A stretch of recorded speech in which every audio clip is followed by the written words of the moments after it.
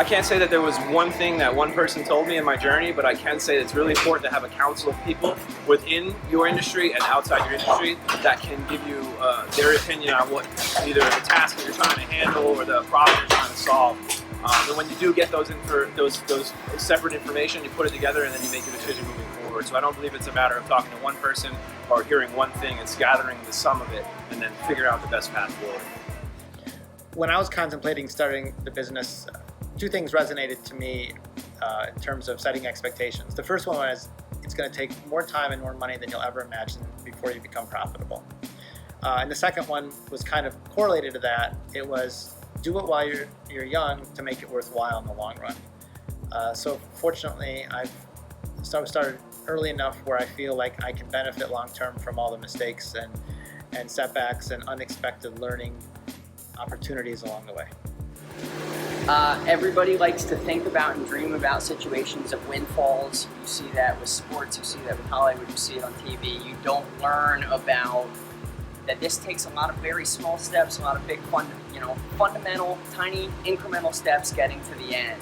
Somebody way back when I was looking for a windfall, somebody said, is there any way you can sell just one? Is there any way that you can talk to your customers, make one incremental sale, make one incremental step, and start growing organically from there? At the time, I was not able to really digest it and understand it. But now, as we've taken a lot of steps, the journey is a combination of tiny incremental steps rather than one big step, right? Everybody sees and understands a windfall situation, and the reality is for 99.9% of the people is that you need to work really hard and take small incremental steps, walk before you run until you're sprinting.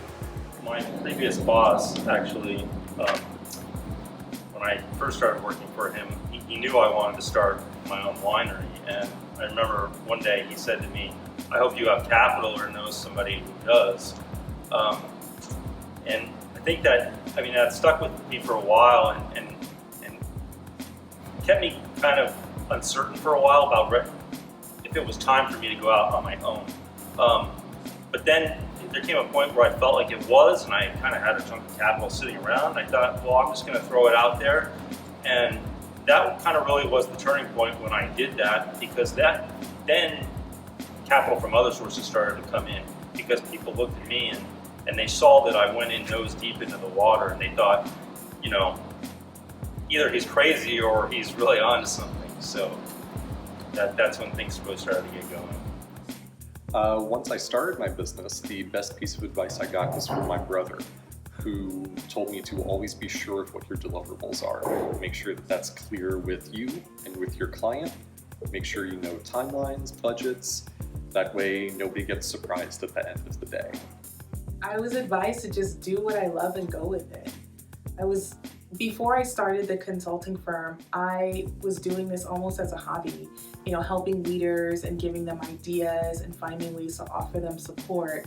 And it didn't dawn upon me to pursue this as a business until a friend, suggested it and spoke to me about it. So that was actually the biggest, advice or suggestion that anybody could have given me, because when I did that and then I put together just learning more about myself and how to formulate a business and tailor it to my interests and hobbies, everything turned out really well, and I'm pretty pleased with where I'm at now.